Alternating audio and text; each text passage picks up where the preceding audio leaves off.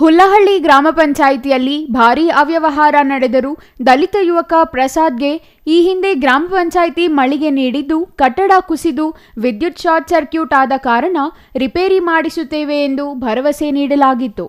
EO ಕೋರ್ಟಿಗೂ ದೂರು ನೀಡಲಾಗಿತ್ತು. ಆದರೆ ಏಕಾಏಕಿ ಜನವರಿ 31ರಂದು ನಡೆದ ಹರಾಜು ಪ್ರಕ್ರಿಯೆಯಲ್ಲಿ ಪ್ರಸಾದ್ಗೆ ಯಾವುದೇ ಮಾಹಿತಿ ನೀಡದೆ ಆತನಿಗೆ ನೀಡಿದ ಅಂಗಡಿ ಮಳಿಗೆಯನ್ನು ನಿಯಮಬಾಹಿರವಾಗಿ ಹರಾಜು ಮಾಡಿರುತ್ತಾರೆ ಎಂದು ಆರೋಪಿಸಲಾಗಿದೆ.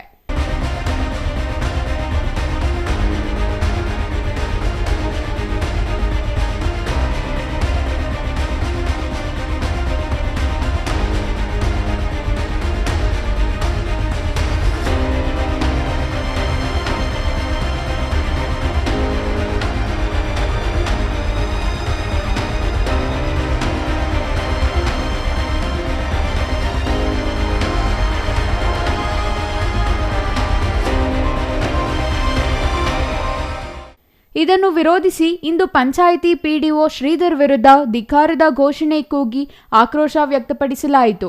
ದಲಿತ ವಿರೋಧಿ ಪಿಡಿಒ ಶ್ರೀಧರ್ನನ್ನು ಕೂಡಲೇ ಅಮಾನತು ಮಾಡಬೇಕು.